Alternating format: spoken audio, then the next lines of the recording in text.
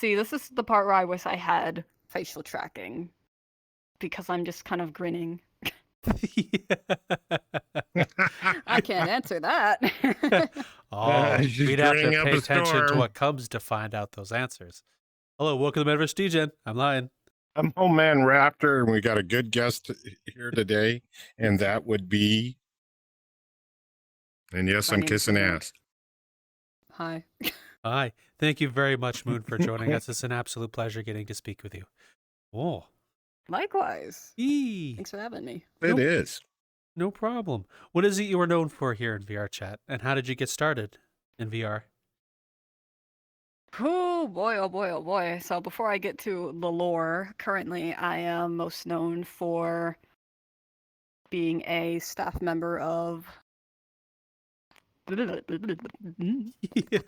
cannot talk today. It's been like this all day. I'm a staff You want a member French at fry? Studio Might Penrose. Oh. I'll take you up on that offer. Cool. I'm a staff member at Studio Penrose. I am primarily in charge of, well, I do assist with writing. I also do all of the captioning. That is like my big thing that I'm really known for. And occasionally in Penrose and just in the Vrchat film community in general, like kind of ad hoc. I used to do some body acting, but I'm mostly retired from that. Occasionally I'll lend my voice because people like ask me to voice something for a couple lines, and I'm like, I'm not a voice actor, but okay. Oh. So what got you into VRchat and into the VR film community? It all started back in, I think I was in college at the time. My sister had been very excited for the release of the HTC Vive. And so she had not quite a pun release, but pretty shortly after, she was able to get her hands on one. And, she was very enthusiastic about it. She said, hey, try it out, try it out. So I had thrown this magical little machine on my head, and I was like, oh.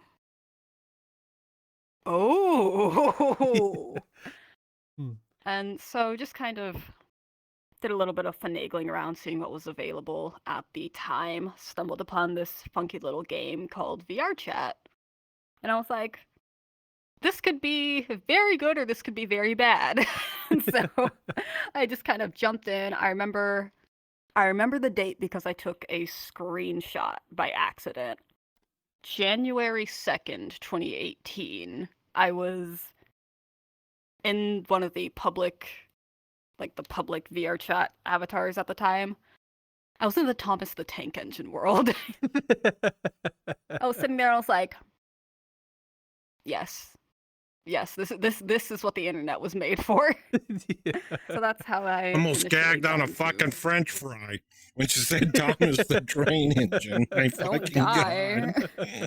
No, I ain't gonna die. It just didn't. That's okay. I got a stepson that does. Okay, bet. Oh. So soon after I joined VRchat, very interesting time, early 2018 to be sure. Got forcibly adopted into one of those VRchat families. Shadow, if you ever end up watching this, hello.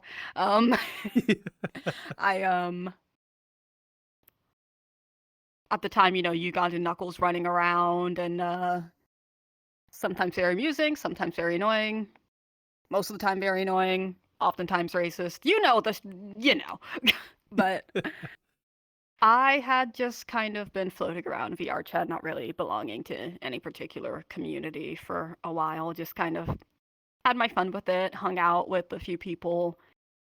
Actually took a break until I think about 2020 because I was in school and everything. But I think one summer probably I ended up getting back in. That or like at the onset of COVID. I don't even remember anymore, but somehow I got back into it. I, by chance, found some friends, hung out with them for a pretty long time, and in a public world, I ran into somebody that was part of the group that would become Metacosmstudios. So I was there for the inception of that film community. And I actually spent a where was my hand? Oh, my controller turned off. Oh, well, Come having back your to me. controllers on would be quite handy. There we go. I see what you did there. Mm. So that's initially how I got into the film community. I spent a great deal of time there. That's when I did a lot of my body acting for a couple of years. But then afterward, at when was that? I think about 6 months ago now. I had moved on to Studio Penrose, where I am now, and in a, in some ways I work in the same capacity, like captions. Always do captioning. It's a good time. It's fun. We love accessibility. But I find myself more in the writer's room, which is really like I enjoy telling a story, But that's kind of my history with the film community. It's a lot. The film community VRchat is still not huge, but it's a lot bigger than it used to be back in, say, like early 2020-ish.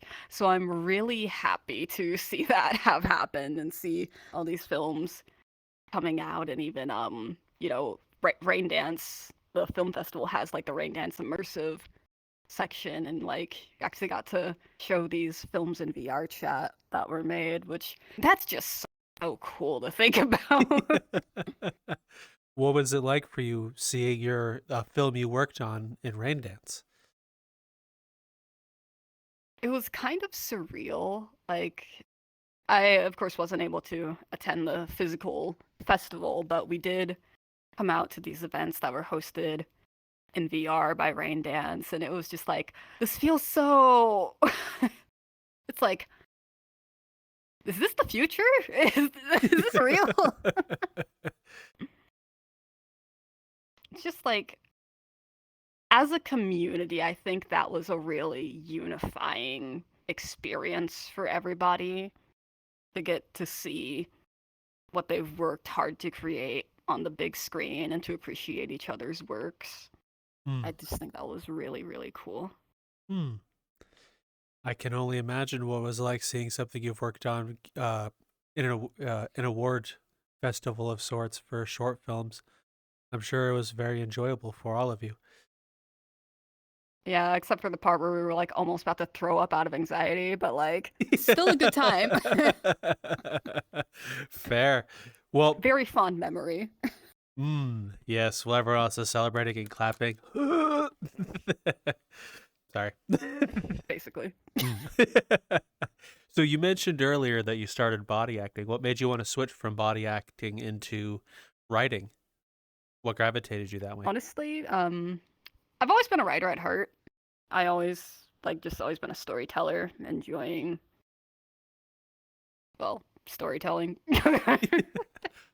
But like, so that's just kind of like where I feel most at home. I initially started body acting just because like we really needed the help, and I was like, okay, I can do what I can here. But honestly, my play space is really tiny and my body is a bit brittle, so just better suited in the writer's room, methinks.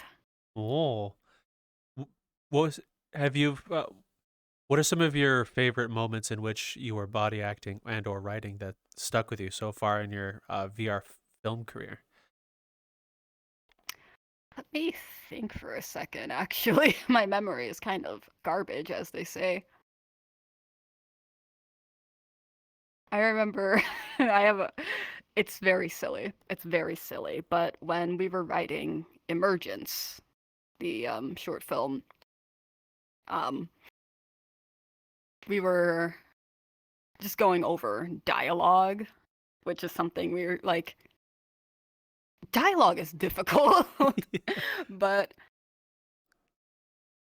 Kong was speaking, Kongalulu. He was saying how like, okay, and then she'll do this, and she'll do this, and then she'll say, Kane, you two-faced bitch, or whatever. And I was like, let's keep that line because that's a very realistic line. And we kept it in, and it is my favorite line of that film. Kane, you two-faced bitch. It's on a soundboard now. But as far as body acting, let me think back. There was this time I'm not sure if I could call it my favorite because I have a scar now, but Oh. there was this time it was filming a scene for Into the Metaverse, and I had backed up into my bed frame, which has a pretty hard edge. And so I was just going, oh God. And it was all on camera. Ooh. Now twice. Now it's twice on camera. Yeah. So What can you do? you mentioned earlier dialogue is hard. May I ask what you mean by that?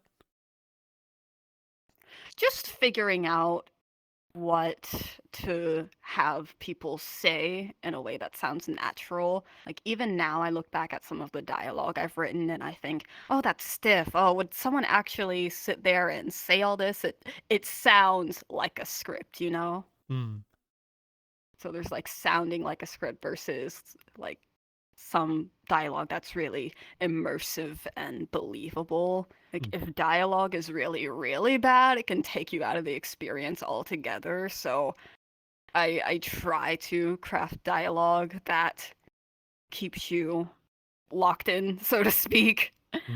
And I'm still like reading books about writing and stuff because yay writing. Fair. Is I got a writing question, Line. shoot? I got a question. In the time that you've been writing and stuff like this and everything else, have you ever had the famous writer's block? Because I hear a all lot the of people time. have I that. have writer's block right now. Okay. Yep. All right. Great. Just great. I hate it. Is writing scripts or dialogue for films in VR any different from doing it in real life? And are there any difficulties or things that are easier to do for VR films? So, in terms of the actual writing, I think writing a screenplay for VR or real life can be very, very similar. The big difference when you're writing something for VR is that you want to keep in mind the constraints that VR poses, as well as the possibilities that VR poses, because VR, in a lot of cases, you have a lot more control of your environment, or at least you have a lot more consistency with your environments. If I come back to this world tomorrow, I know it's not going to be pouring down rain, you know? Mm. But on the other hand, if you like write that someone needs to make a specific facial expression, then you can't just, I mean, unless you have it set up for like face tracking and very precise face tracking, you can't just have a person like make a certain face at another person. You actually need to go and make sure that avatar can make that specific face. Mm. So Okay. just pros and cons. Okay. Now, what kinds of things have you learned about writing through your VR experiences? I've learned that dialogue is hard, as aforementioned. I have learned that writing can get a lot more complicated when you have multiple cooks in the kitchen. Mm.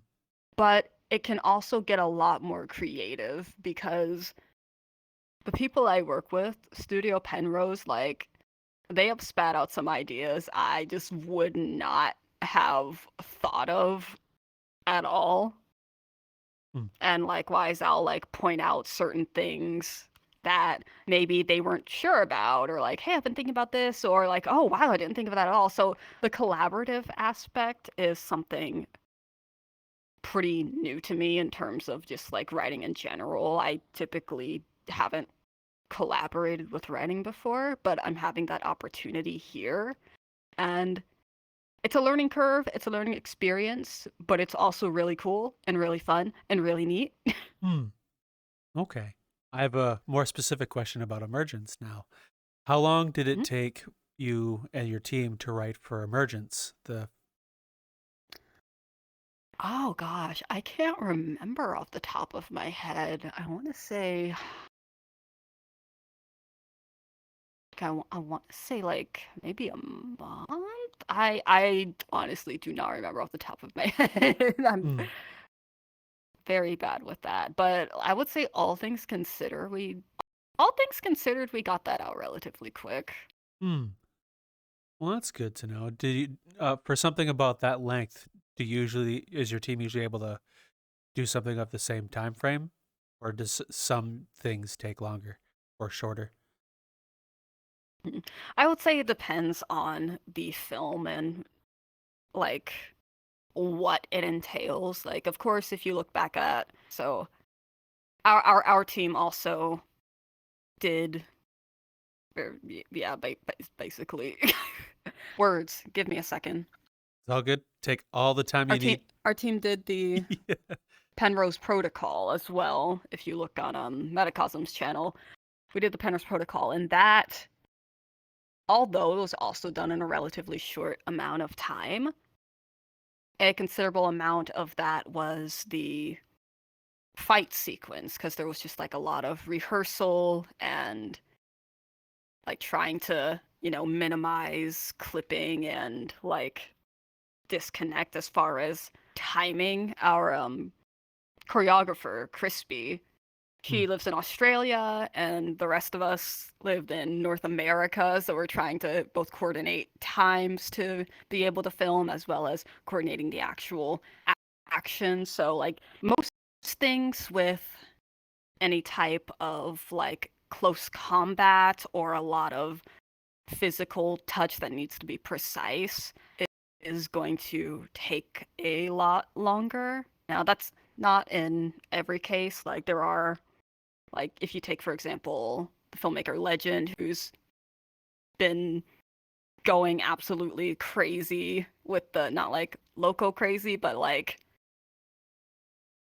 dude type of crazy, Hmm. working on ways to like kind of minimize the amount of like takes you need to line up the choreography, which in and of itself, that's still, you need a lot of like prep for that type of thing. But Hmm. TLDR, action scenes can take a lot longer than other types of scenes. And with Emergence, saving grace was definitely that we didn't really have hand-to-hand combat. Any type of Hmm. action was really just like, like the character Lucina running, or, gunfire, but not like, whatcha. Yeah. I don't know why I did that. Nope. It's A-okay. Okay, you're I forgot what fine. the question was. I kept going on. Don't apologize if you talk on about something. We love to hear your entire input on something.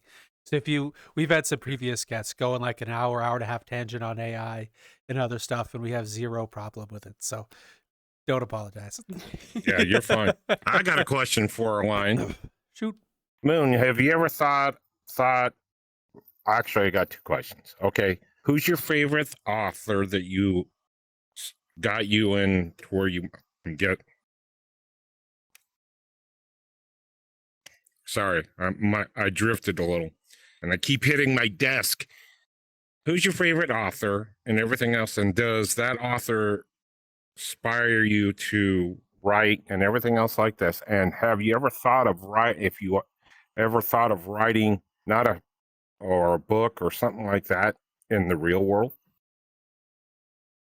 Well, to answer the second question first, I've definitely thought about writing a book. Not really planning to anytime soon, but I've definitely thought about it. As far as favorite author, it's really hard to say. I just haven't sat down and really read like a story in a long time. Recently, I've just been really reading just what do you call it? Like more educational type things more in recent times. I think the God, the most There, recent books I've read. Go ahead. there for a minute, I thought she was going to pop up and said she read a comic book. I really did thought you were going to say, yeah, the recent thing I've watched or read was a comic book. You know, I some people are mean, that if I way. think about it, aside from this one book on syntax, I think the most recent thing I've read actually has been either Chainsaw Man or on High School Host Club.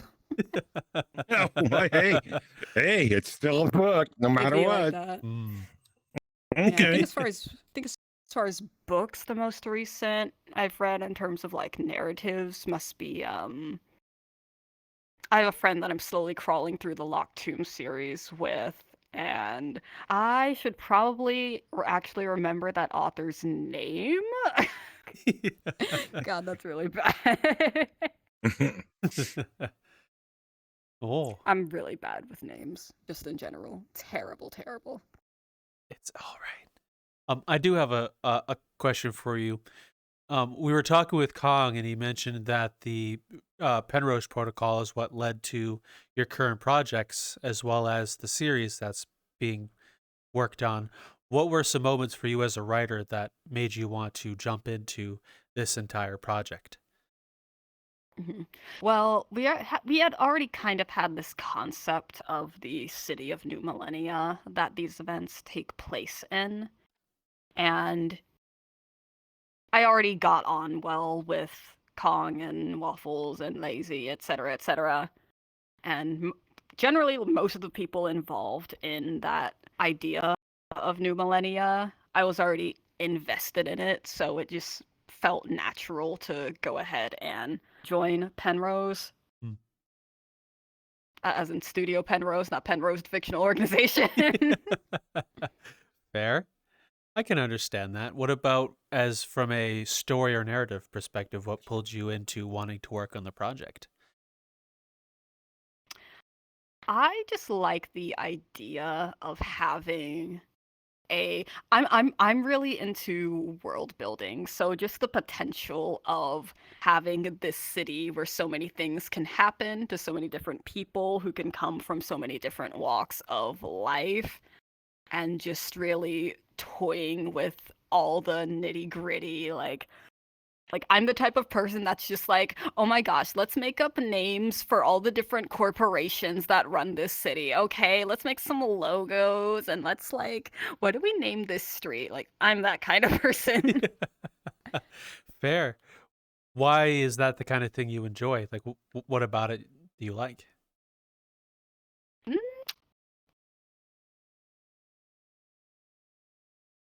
I mean, I'm not sure if I'm a nerd will be a sufficient answer, but if I go back to it, a lot of the media that's been really influential in my life has like a ton of lore and a ton of like just interesting things about their respective fictional worlds. So I think I've always just been kind of a geek in that sense because of that. Okay. Is there any lore from Emergence that you could share with us that you enjoyed writing? That I enjoyed writing. Hmm. What can I share? This might take a minute. My brain chugs slowly after a long day at work. It's okay. I understand. Take your time.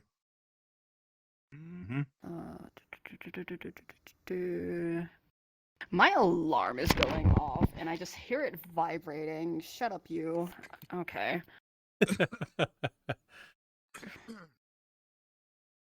Emergence lore. Oh, wait, I don't think I can share that. Oh. All right. Well, Let's be good. let's while you think, I'll switch to another question. Any point you remember, feel free to just shout it out at us. No big deal. With Kong did mention you guys were working on world building and writing the story for the coming series that you guys are planning to work. Oh yeah. How long did it take you guys to work on the story for that? So we're still working on it actively, but I think we took maybe like a month-ish break after Emergence came out, and then we just kind of got back into it, gradually churning through, like just kind of putting all the puzzle pieces together essentially. Like we have this big old Miro board with just the like, okay, who's this? Who's that? What is this? What is that? This is gonna happen. This is gonna happen. Is this gonna happen? Perhaps this can happen, you know. So how Kind of much just like dumping all our brains. Oh, how much from your world building that led into the regular story? Let me think about that, because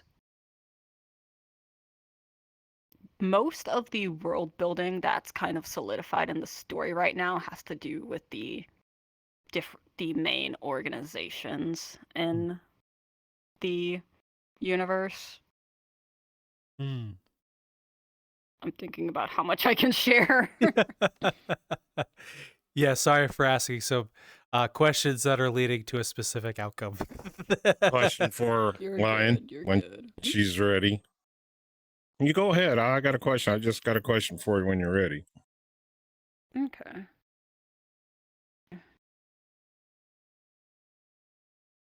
Oh.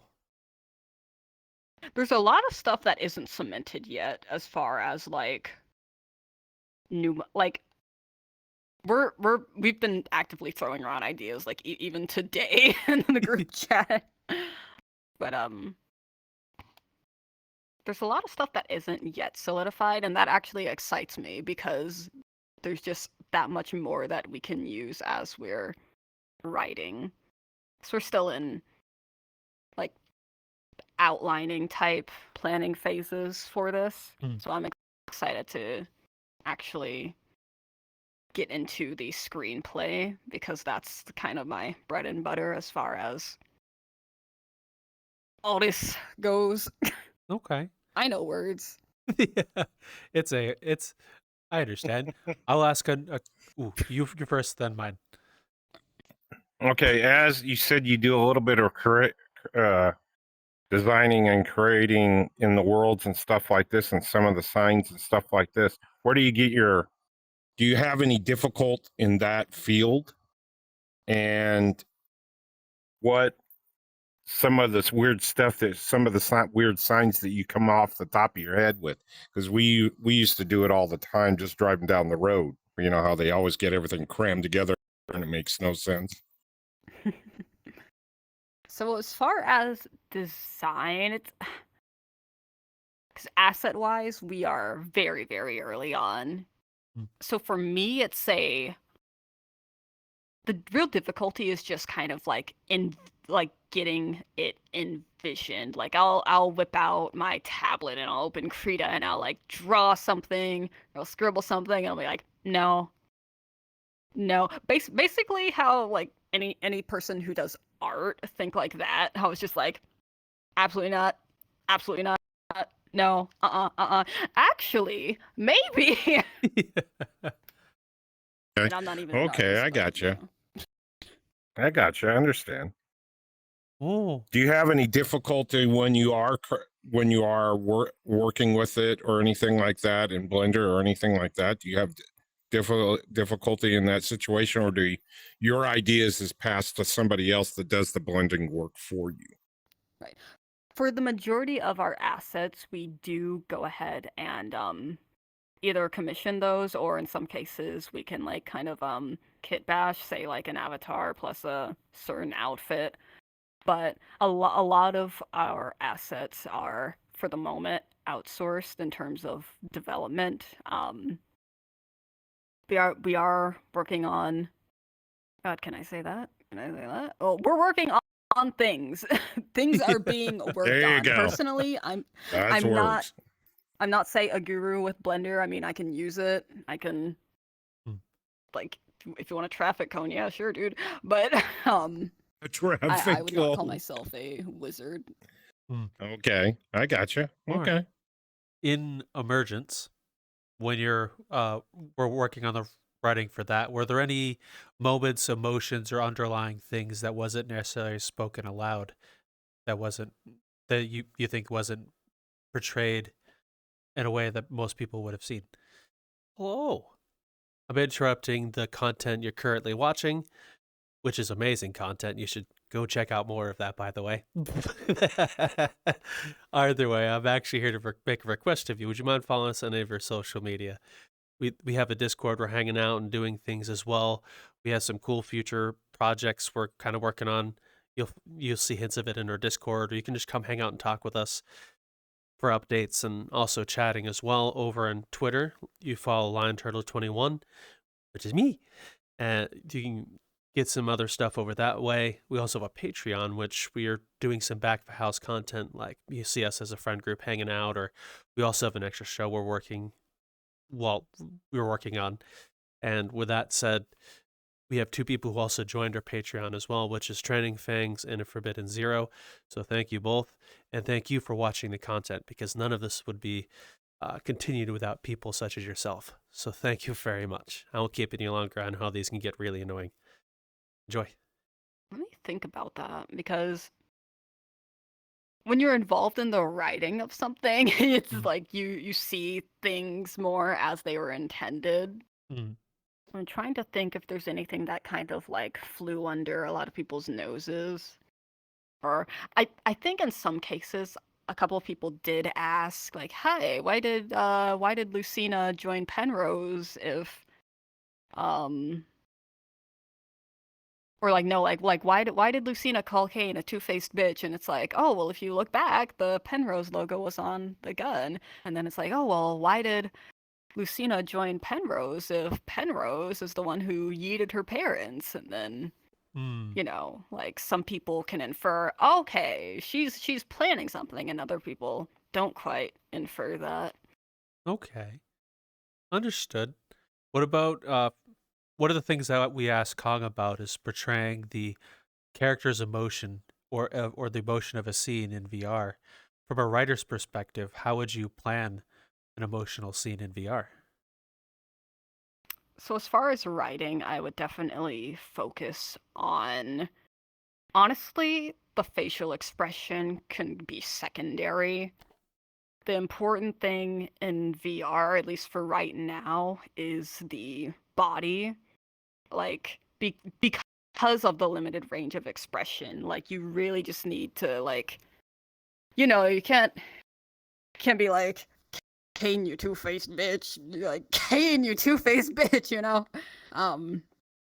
But a lot of it is just, like, really in the body work and how you, like, on set, we'll have our body actors, you know, recite the lines and, like, put that emotion into it, because, you know, how you say something will affect how your body moves while you're saying it, and the overall delivery of that performance. And of course, like, having the facial expressions helps a lot. It's a very straightforward visual cue.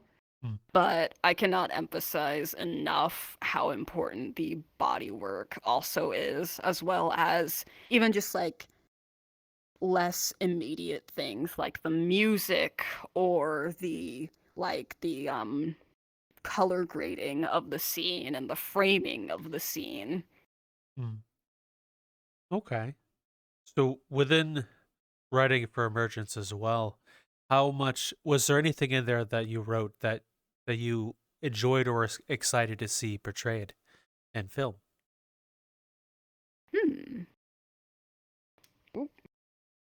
Well, obviously, I was wondering how Kane, you two-faced bitch, would look on screen. It looked great, in my opinion. But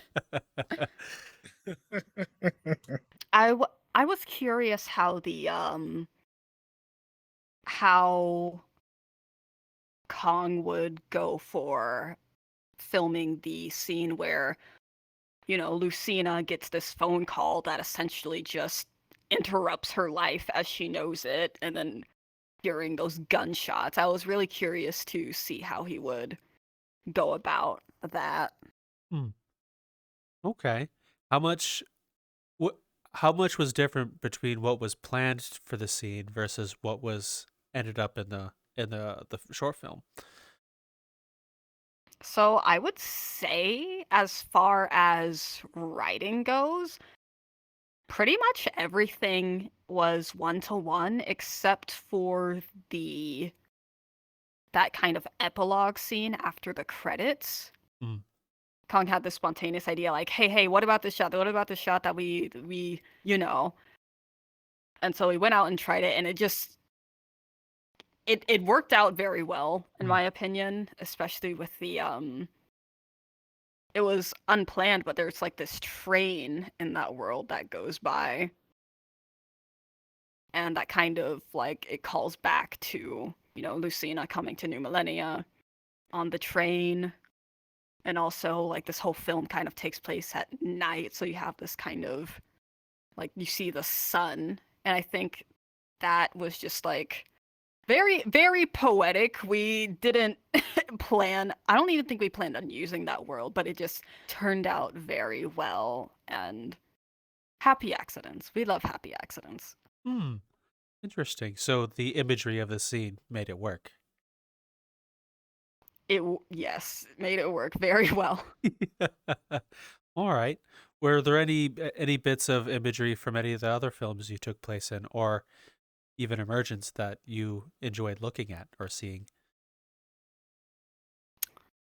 So let me think. I'm trying to like think of everything I've been involved in.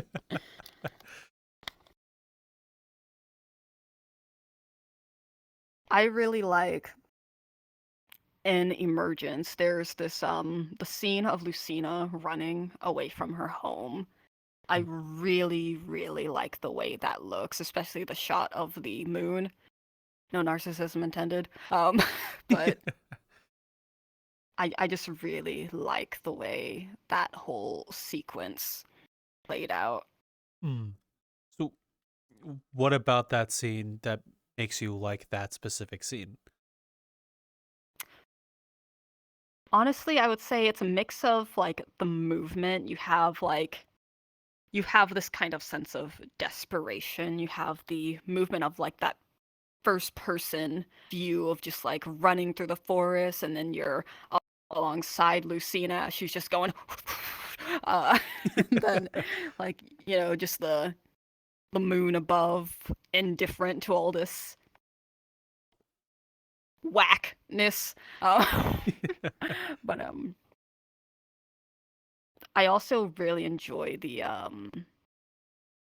sound choice for that, specifically the howling wind. I think it just really it's just Kino. Yeah. So what is the significance of that scene to Emergence? That scene really just shows that Lucina can't go back to what her life was. Hmm. Her life as it was is shattered, gone. Her parents are dead. She can't go back to her house. Someone's after her. She doesn't know what's going on. She can't be the person that she thought she was going to become, Hmm. or that her parents wanted her to become. Oh. So how long were you in the short film did it take for you to push that kind of message and transition from what she was to what she will be?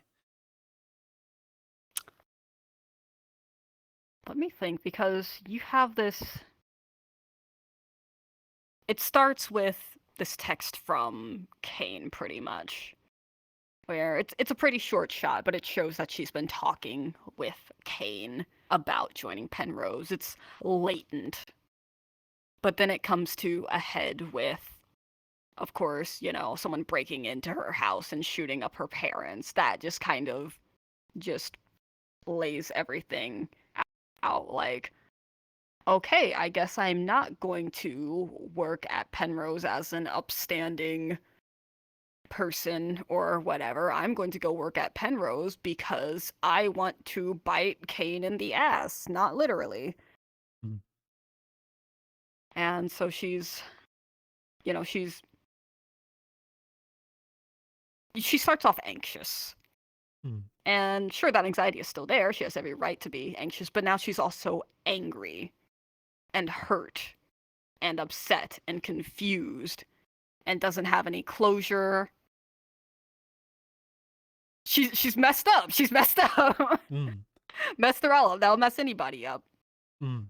And so all of this happens in a bit of a rush. And I think, unironically, it does come to a head at her saying, Kane, you two-faced bitch, because she's voicing her anger. She has a target for her rage. She's made a conclusion that Kane has done this, and she needs to now figure out why and how to take her vengeance. Mm. So I do have a question from the short film as well in that scene where she decides to say that to him, letting him know she knows in a sense. What made her want to give away her knowledge to Kane? Like the whole I know you did it. What led her to want to go to Penrose in the first place? So you think about it, Kane gives her an option to join Penrose or being, I think she said something about, like, she jokes about government assassins coming to kill her, right? But that's not quite what happens, but, you know. Mm. And so, I forgot what I was saying in the middle of my sentence. That sucks. Would you like to reiterate the question? Yes, please. Okay. What led the main character to let Kane know that she knows he's involved, and what made her want to go to Penrose and New Millennia in the first place? The thing is, she doesn't let him know that she knows. Hmm. If we look at the scene where she meets him in the bar, then he asks her, "Did you see the killer?" And she says, "Nope, didn't see a thing."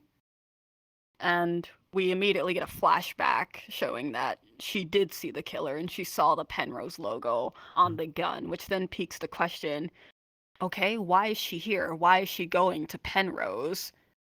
And then it's like, okay, Kane, she's angry at Kane. She's going to Penrose to get something from Kane or to get closer to Kane or to learn more about Kane. We're not sure what she's about to do, but we know she's doing it. So how does Kane and the main character meet or get to know each other in the first place? See, this is the part where I wish I had facial tracking because I'm just kind of grinning. I can't answer that.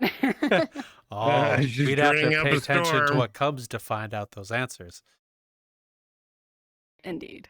Ah, I see. The hook to get people to watch more, I'd very much understand.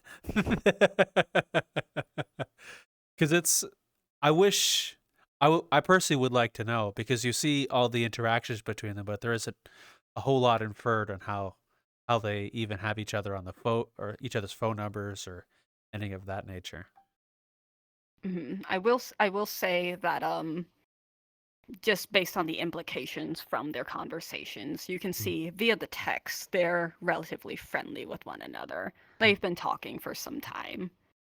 And you see via Kane's conversation with Lucina, he mentions, well, rather in the text, Lucina mentions, joining Penrose or government assassins. And Kane mentions data brokering, Lucina having been a data broker.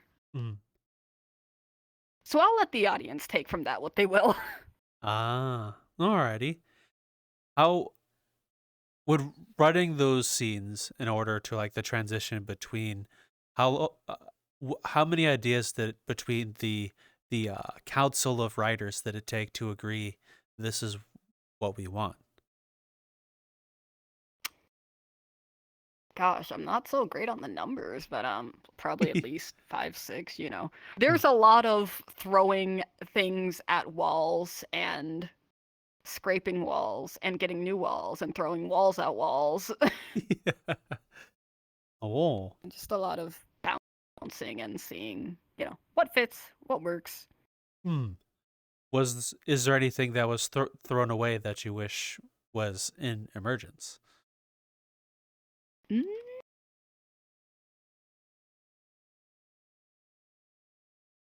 I don't recall being particularly attached to anything that was discarded in this case. Even though I might wake up in the middle of the night and be like, wait! Okay, Yes. very much understand. Um, Now I want to do another bit of whiplash a bit farther back with the Penrose Protocol back with Metacosm. What parts of the story is what leads to Emergence? So, how much can I say about this? Oh no, I'm hitting all the walls, ain't I? Oh, you're I will bouncing say around like a rubber band. the stories do have a link, but it's a pretty vague link. The main character of the Penrose Protocol, April, and the main character of Emergence, Lucina, have their own paths that they go down, and they don't cross too much. But it is the same universe, and it is the same city, and the events from both are canon to each other. Okay, so that's really good to know. When talking with Kong about the story itself, you mentioned there's when writing the Penrose Protocol and Emergence is what during the world building is what led to the excitement of wanting to do a series. What was it a part of the world building that got everyone excited to do the series? Honestly, I feel like a big part of it was just the fact of having a world that we could really just like having something so malleable and all of the possibilities within that. I think is a huge part of what got everyone so excited, because at the time we had established a few things, but there are a lot of things that weren't exactly established. There was a lot of room for like just screwing around and I don't want to say screwing around, but playing around with it, and like think like, you know, like you're building sandcastles in a sandbox, and then you go to the beach and you're like, oh my god. I can understand. Yeah. Oh, okay. So, how what started the initial excitement to build the world of New Millennia? I think it goes back to just the fact that there are projects that some of us have in mind that take place in New Millennia, and our excitement for both our present and future projects all feed into our collective fondness of the city of New Millennia, and the fact that we get to customize it and pick it apart and put it together and I don't know, demolish and build. And I think I'm probably repeating myself here, and the fact that, like, you know, we get to make this cool, awesome thing with our cool, awesome friends, and we get to make cool, awesome films in it. That's pretty cool and awesome. I can very much understand. I do have another question about New Millennia itself. For those who may not know the inference of New Millennia, what is New Millennia? New Millennia is the city in which our series takes place, the one that is upcoming for Studio Penrose, as well as Emergence and the Penrose Protocol. All of those take place in a city called New Millennia, and it's often referred to as the City of New Beginnings. Hmm. Okay. And Penrose, the organization within Emergence and Penrose Protocol, what is Penrose? Right. Penrose is technically a government organization, but they're separate from the police. Sometimes they will do dirty work in order to maintain what they believe is a necessary order. Okay. So for instance, for instance, Penrose is the organization. If you watch the Penrose Protocol, disgraced police officer April joins Penrose because she still wants to do justice and things. And Penrose sends her on what is essentially an assassination mission to stop the antagonist Lilith from delivering some stolen data to what they call a terrorist organization, Cassandra. Okay. I remember within the scene between Lilith and the main character within that story, we were told about the emotional scene and the specific framing and placing of the characters in order to portray the emotions of how much of that with the writing of that emotional scene between the two. How long did it take for that to write, and what were some things that you want people to see specifically from that scene? So a lot of that I'll give to Kong as far as like the scene. Well, actually, if I think about it, let's see which, because I know I can't remember off the top of my head. I know for the Penrose Protocol, Peach Bite and Envio Waffles, they actually contributed a lot to the like layout of that flashback scene. Kong's of course on camera, and he has a vision for these things. Like a lot of times, like I'm the type of person that likes to storyboard out shots, but Kong is not. But I've seen enough of his work to trust him with the camera. Okay. And doing those shots efficiently. If I think back, I think we all got really excited for blowing Evan up, Evan Eckelberg. I actually, for that particular shot, I did play him, so I'm sitting here like tied up in the chair, blown to smithereens. But that was really fun to do because you have these type of, like, as far as the like actual assets, we had a button that it would basically send an explosion in slow motion. So the actual scene there, like, we didn't slow it down. It's just the explosion is in slow motion, and fun times getting blown up. But but I do think the execution of that particular shot was really cool, for lack of better word. You have this like slow motion of Evan turning away from April because he can no longer be saved, and he goes into the light. So a question for you: what was it like acting as a character was going to be exploded, ended? I was cracking up. Literally. Oh, I'm so ready. I'm so up. ready. So Blow me up, cracking Scotty. up, yeah. So you were excited to be blown up. Absolutely. Best day of my career. Oh, really? What was it like being in that scene where you're tied up in the chair and then the slow motion explosions go off from your eyes?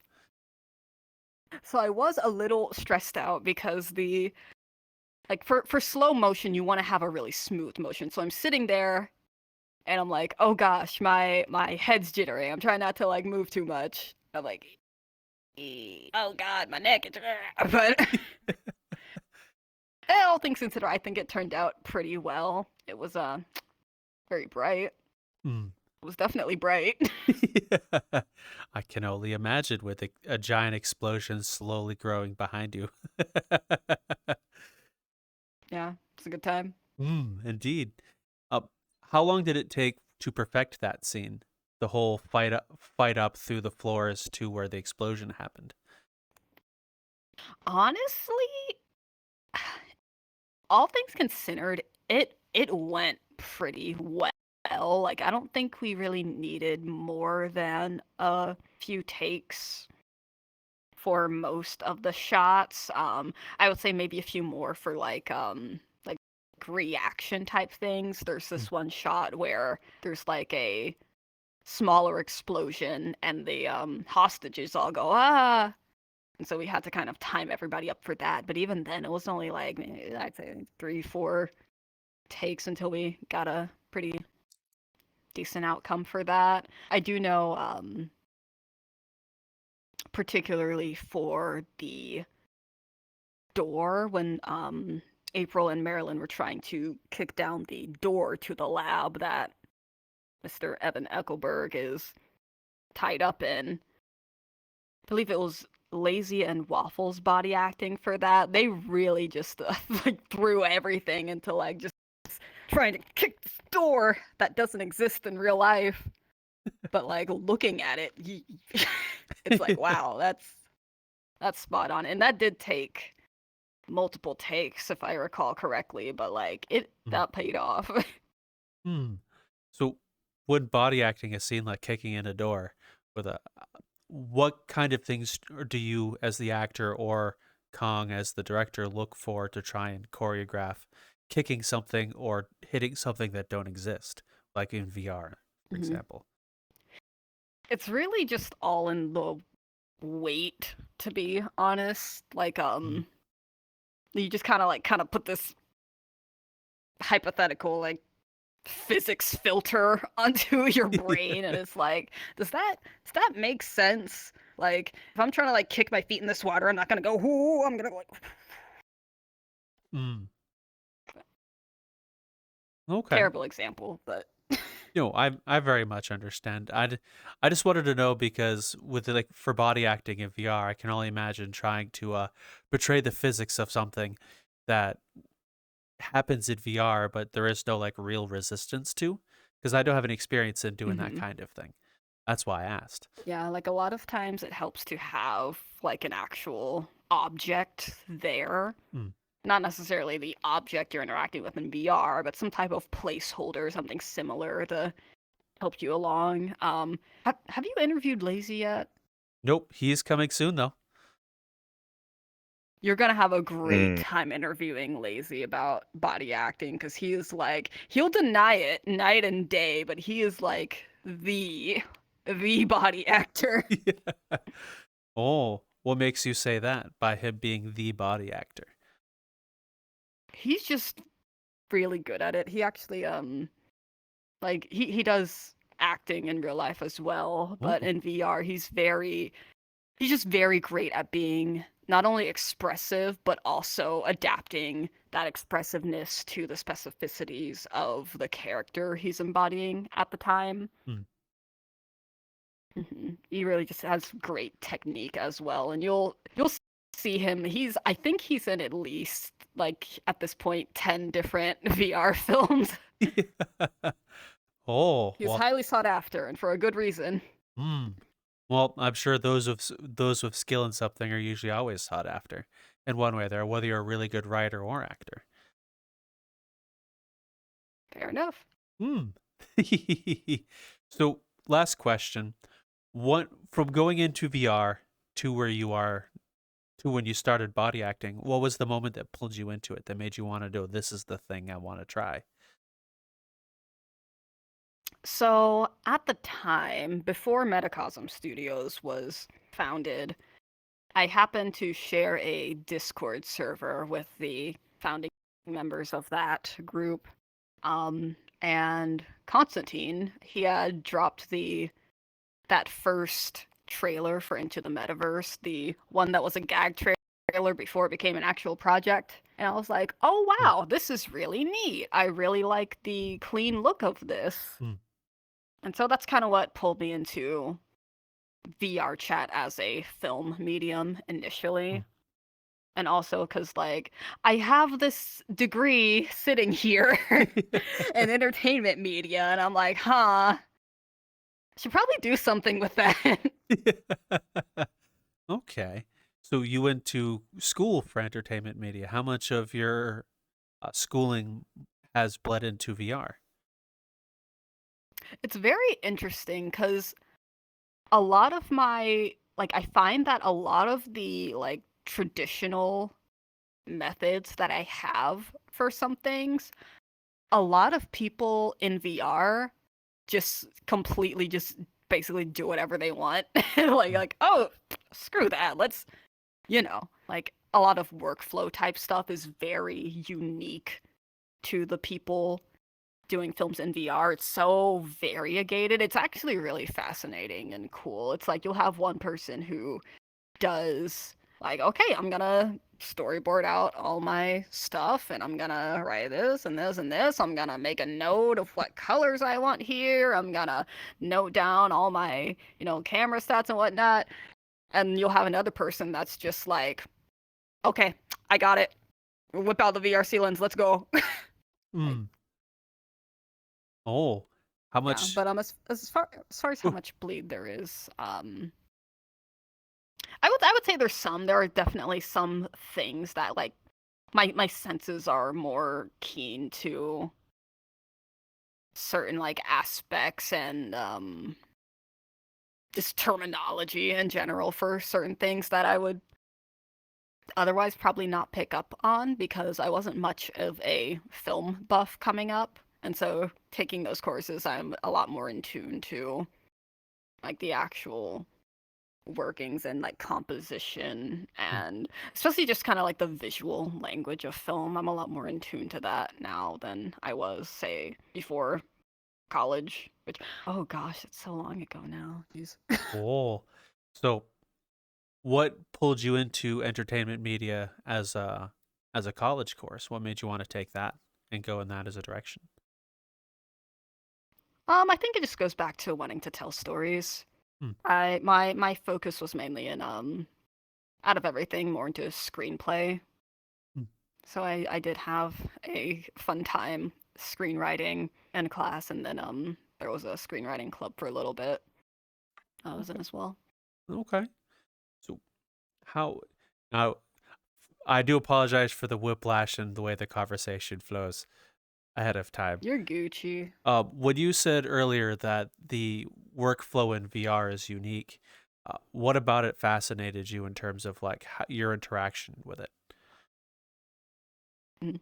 I think just the kind of, like, culture shock of filmmakers essentially just doing a YOLO and hopping straight into it, which honestly I respect it. Mm. I respect it. Okay. How is that different from what you know in the other side of the headset over here in Meat Space?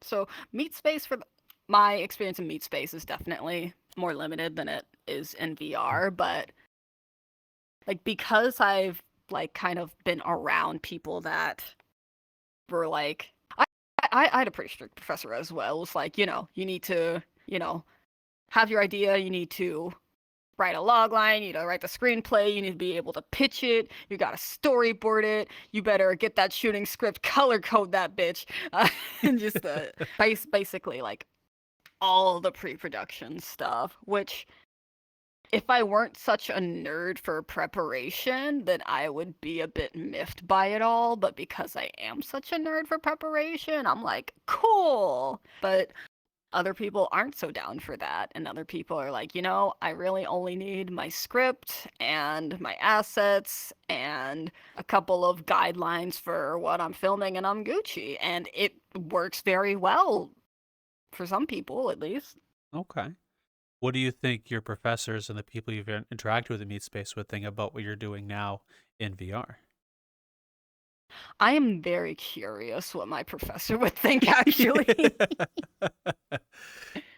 Oh, He'd probably be like, that's interesting.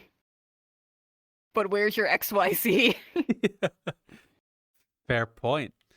I've always been very curious to see what people outside of the medium of VR think about things that go on, whether you're a musician looking into like the VR chat musicians or the club scene or DJs, or artists looking over at Mhm. Parasol's art studio, or filmmakers looking at things like Penrose Studio or Metacosm. I've always been interested in hearing their, or want to know their perspectives of things, at least me personally.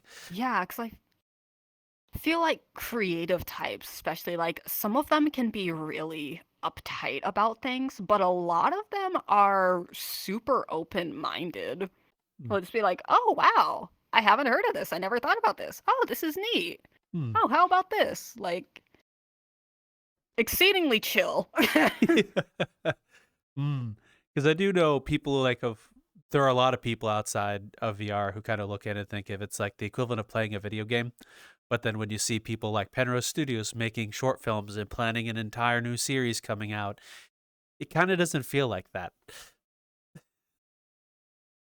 Yeah, like I talk with people all the time, and it's like we either joke about VR chat being a game, but more often we say like VR chat isn't even a game. It's an experience. And I do think that is true. VR chat, sure it has games, but like what are we doing? We're in VR and we're chatting, Mm, you know? We're connecting on an interpersonal level. mm, And so, create, share, play. Well, we can play and we can share like anything from our dev assets to like our deepest personal secrets. And we're also creating, like, we're doing so much creation among the share and the play. This is great. It is I do agree. It is fantastic. One of the things that stuck with me most through all the people we've talked with is the amount of people that hop in VR for fun and end up picking up a hobby with some like career level skill. It's like, oh, cool. I would like to get in VR. They had Yep. for like Uganda Knuckles. Oh, cool. I now 3D model really good looking avatars or assets. And the amount of like direction people go just by hopping in for a good couple of months has shocked me the most. Yeah, like I've seen so many people discover so many things about themselves by just playing VR chat and hearing other people's stories and dipping their toes in different waters, and like it's really amazing. I think this is such a great place for self-discovery, especially for people who say they don't have a lot of local friends, or say they are trying to overcome some anxiety about going like out, or maybe there's just nothing to do where they live, Hmm. You I've can always, yeah, you can always like just come in here and connect with people and make lifelong friendships, really. mm, okay. Did you expect yourself to be where you are when you first hopped in, put on the VR headset or the HTC Vive with your sister? Not at all. I had no idea what to expect. To this day, I don't know exactly what to expect. There's always gonna be something that catches me by surprise, and that's the great thing about it. Hmm. I can only imagine hopping in for fun and then now you're part of a short film crew. I'm sure that's still a very interesting thing to think about. That's the best part, though. Mm. Being part of the short film studios, like, it's still fun. It's so much fun. Oh, well, thank you very much for letting us to get to know you, Moon, and I greatly appreciate your time. Yeah. Mm. I appreciate your time, man. Mm. I really do. Hey, thank you guys. It's been a blast. It's we enjoyed it just as much. Where can the audience find you if they wish to find you? Don't find me.